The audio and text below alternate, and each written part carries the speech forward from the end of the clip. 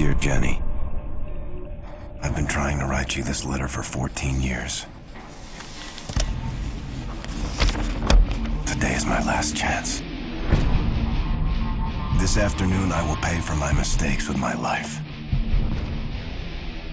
It's only fair. Such a drama queen. What did you say? Just cover your head now! 4 years after their debut, KANE and LYNCH are once again breaking out of prison onto consoles and into the public eye. Both of the KANE and LYNCH games have been re-released in digital form on the PlayStation Network, so what better time to revisit a pair of seriously controversial games? This is KANE and LYNCH Dead Men for the PlayStation 3. Mr. KANE, What?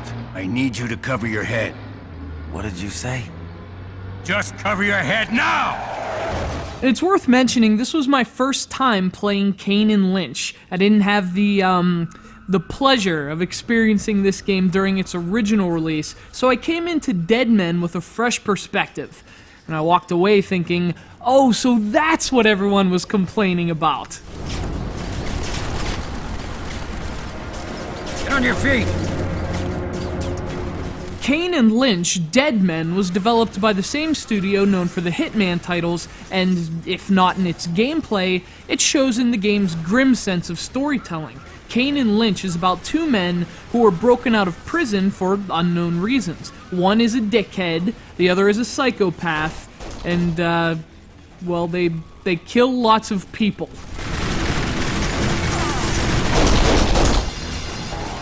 Like the Hitman games before it, KANE and LYNCH is spectacularly violent, and not in that over-the-top kind of way either. Again, this is more along the lines of Hitman than something like Mad World, and to me, this is actually a far worse kind of violence. The killing is constant and senseless, and it strives for both realism and sheer volume.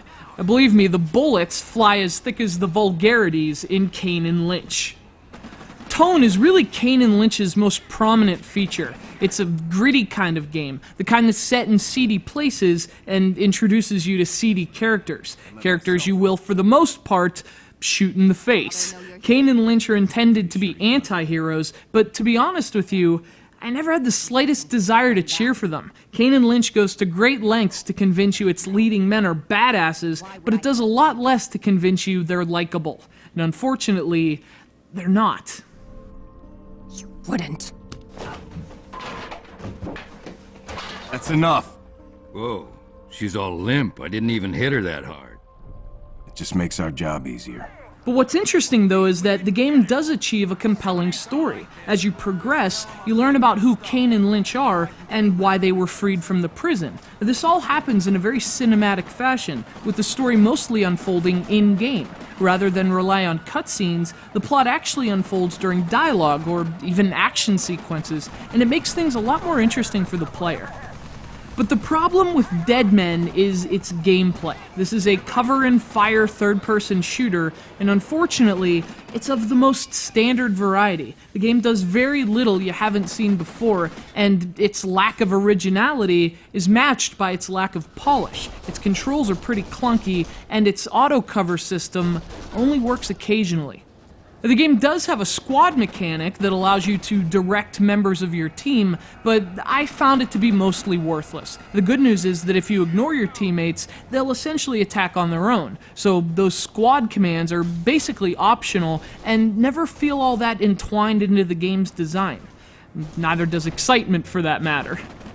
The only thing about this decent shooter that is ever really notable is its story, and if you're not into games that try to be tougher than other games, even that isn't going to interest you. Now, that said, I found a lot of these problems would be solved in the sequel, which we'll be reviewing soon, but as for KANE and LYNCH Dead Men, well, it's got a lot more swearing than substance.